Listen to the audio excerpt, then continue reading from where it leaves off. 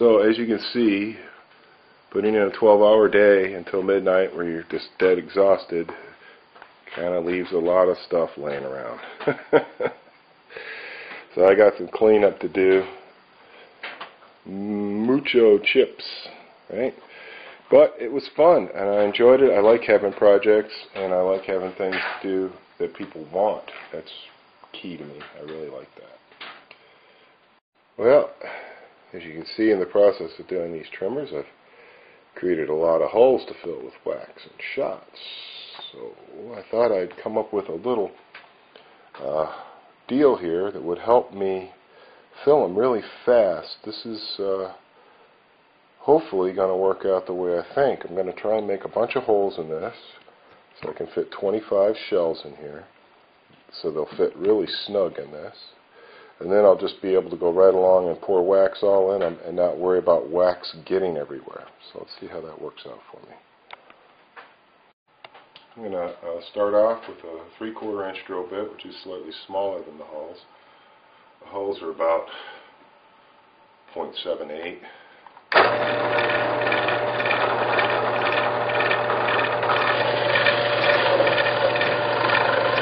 Oh, I love having a nice sharp Forstner bits are awesome. If you don't have one, you should definitely think about getting one. They're great for making a really, really clean hole. Closest Forstner bit size you can get to an actual 12-gauge halt is 13/16. But you can't get a bit like that in Mount Pilot, Andy.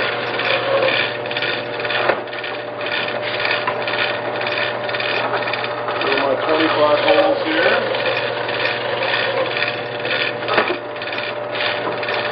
I'm using a piece of scrap to see how this works out, but if this works out pretty good, I think I'm going to use a nice piece of acrylic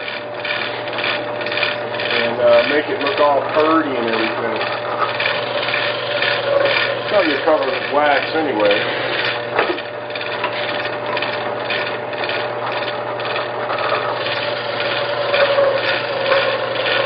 I happen to have a little piece of ply laying here. This is 8 inches by 8 inches. I'm spacing all my holes 1.5 inches away from each other. It could probably be closer, but once I get this made, it'll become a router template for me to make one out of acrylic that I can reproduce. So I'm taking my time making this nice. This is how I usually function. If I'm going to make something, I think I'm going to make it more than one time, I will go to the trouble of making a template, you know. I got a piece of ply jammed in there. It won't cut anymore. Okay. There we go. Once I get all these holes cut, I've made a router template that will allow me to get the holes exactly the size of the shot shell hole.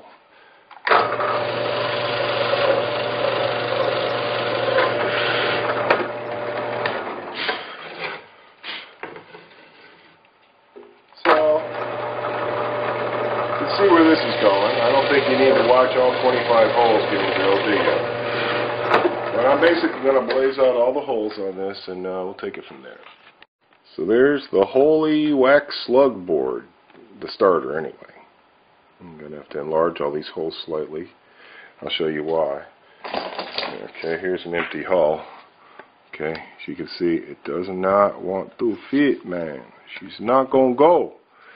Now I could just run a step bit through here. I do have a step bit that is approximately the size of a shot shell hole, but yeah, I got a better idea.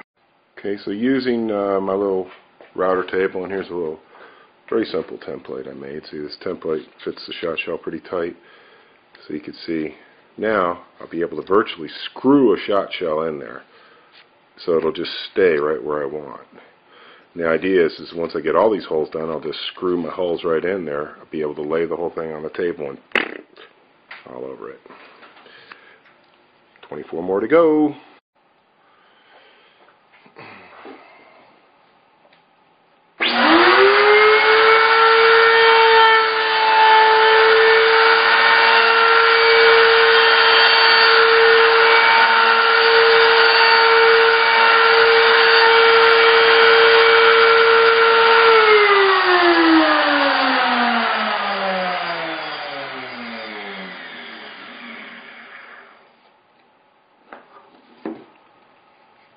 Yep, it'll work.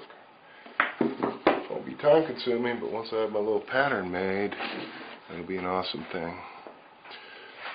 Okay, once I've got them all routed, this is my little trick for sanding them. I cut down a 1-inch sanding spindle sleeve, and I just go around on each one of them. Have a punch that's slightly smaller than diameter. This way I can deal with all of them.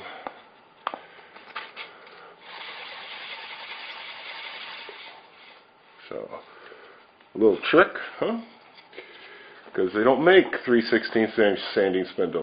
Alright, so now that I've checked every shot shell hole with a shot shell, sanded it in my little sit and spin method there, my next step will be to replicate this, and then I'll have a template, and then this one I'm going to use for wax slugs. So you can see this kind of stuff is very tedious, but what you end up with is a pattern that you can use over and over and over. But if I start using this to make wax slugs, it's going to get all gnarled up, and it probably won't make as good a template. So time to do that now. Back to the drill press. And now, routing the second template is going to be so much faster.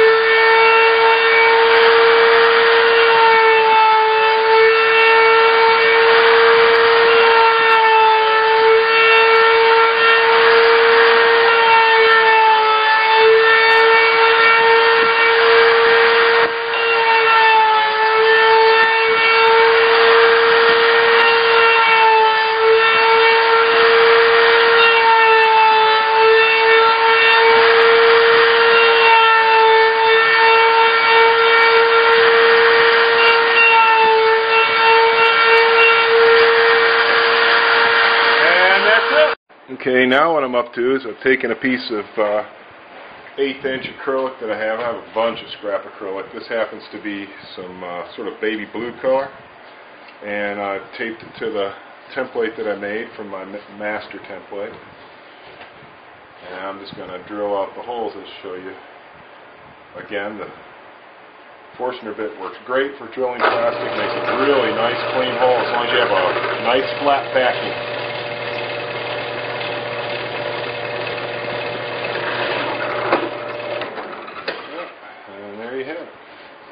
Really nice clean hole. And then I'm going to route all those. And after hours and hours of tedium, this is what you end up with. A nice little grid for shoving the shot shells into to keep the wax from going everywhere. It'll help you not have to clean up the sides of the shells, maybe even not have to clean up your table, depending on how neat you are. So I can replicate these ad nauseum. If anybody likes these things, message me and I'll hook you up. So the deal is, you lay the thing down, you press all your shells into it. Look, see, they all stick. Because I made the holes so precise using a lot of time and effort, obviously, and the router, of course. And I've got a repeatable template. I messed up one hole because I forgot to lower my router bit, and look at that, I charted up this fucking hole. But guess what? I made 2 templates, so I am not a loser. Well, kind of. But anyway, so here's the deal, man. Just imagine filling those things with wax and shot, and they're all nice and level, and you could just take a putty knife or whatever and just scrape them all nice and level or whatever you want, and then just pop them right out of there when you're done. Pretty cool, huh? So there it is, the shot shell filler grid for wax slug making. Part of a complement of wax slug tools that I'm coming up with. Except I got to make another one because I screwed that one up. But it's good enough for me, so that's mine. I mean, really, how cool is that?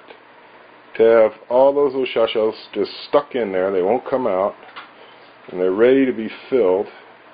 So I'm going to go up to the house while the wife is out shopping and melt some wax, because I don't think she likes this kind of stuff. Not on her kitchen. Okay, we got the wax and the shot heating up.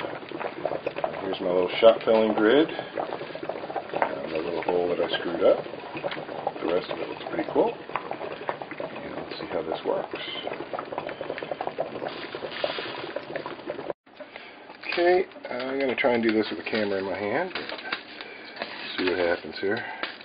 Okay, and let me get it over here so you can see what I'm doing. I got to look at what I'm doing, not the camera. Okay, I'll just force them in there. I'll top them off with some wax at the end. I can make sure my camera is showing something over here besides my wrist. Alright. So I think this is going to make life so much easier. You don't have to worry about the shot shell tipping over. You don't have to worry about where the wax is going to go, because it's just going to go on top of this little tray. Let's see how fast I can do 24 of these. I was going to do 25, but I messed up one hole.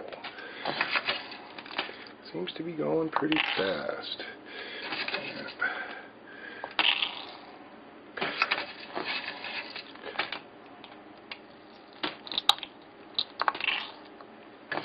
Yep, and even though I'm holding a camera in my other hand and trying not to drop hot wax on the cat that's right at my ankles, I think it's working out pretty good.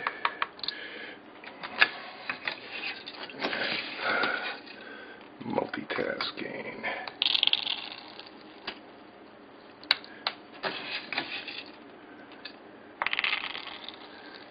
I think this is only going to take about 2 minutes to do all this. It's pretty cool.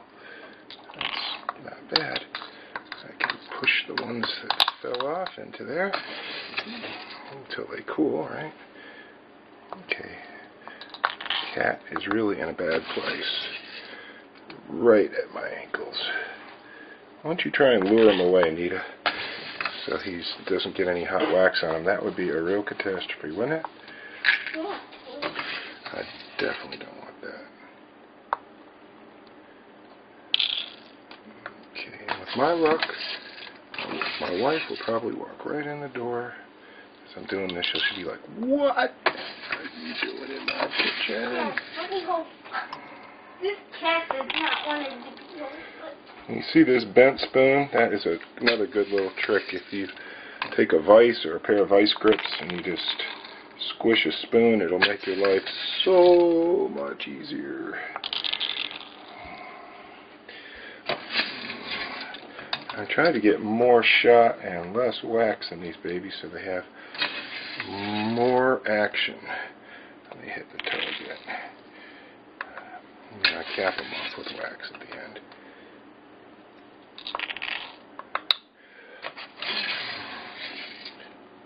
Oh yeah, I'm doing pretty good. I'm not making too much of a mess here. That's awesome.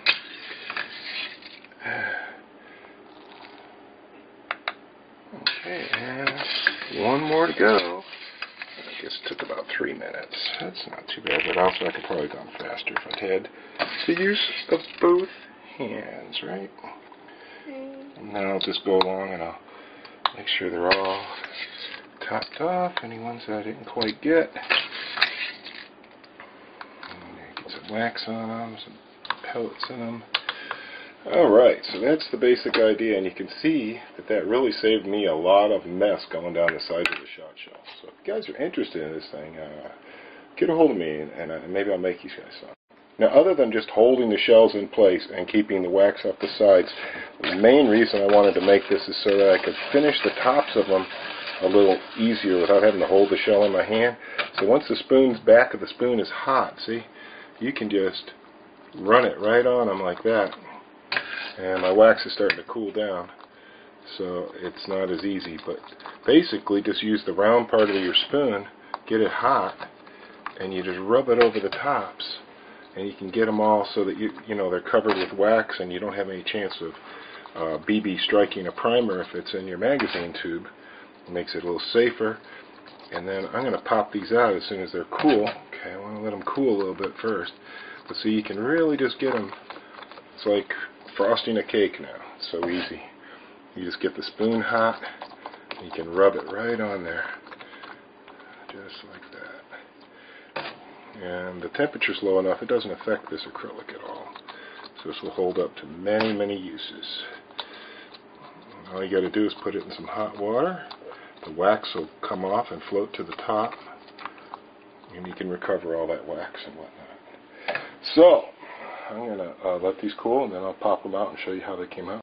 Okay, these aren't completely cool yet, but they're cool enough to show you what's going to happen. See, all the shot shells are all just sitting there, so let me pop one out. And there you have it. Perfectly clean, no wax on it. Right here. Pop another one out, see? See, that's the whole purpose of this thing. Once you finish off the tops, it keeps the wax from going anywhere you want. You can recover the wax from the top. Okay, see how it just breaks away from there? Which I think is awesome. You can tip this thing over, and we just pop them off. So, these are so cool, man. I love making wax slugs. They are so fun. Hoping I didn't overfill these puppies. They are feeling a little heavier than the other shots. I'm going to have to weigh them, see if they're about 43 grams or whatever.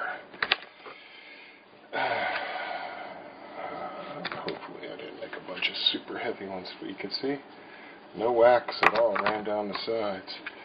You just pop them out. I want to help girl. Okay, here it is, another wax slug making tool for the wax slug aficionados out there. And this thing turned out to be strictly awesome because these holes have been precision routed. I made a template, and I'm talking precision routed so that no wax runs down the sides, and then because they're all sitting there at this height, top of a bunch of shells, right? Got 25 shells in there, and they're all like that. You just use your hot spoon to smooth them off.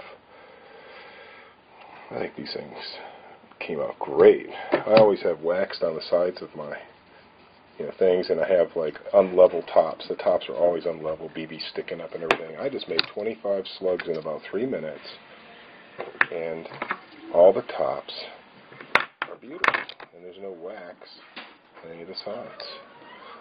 So, what do you think of that?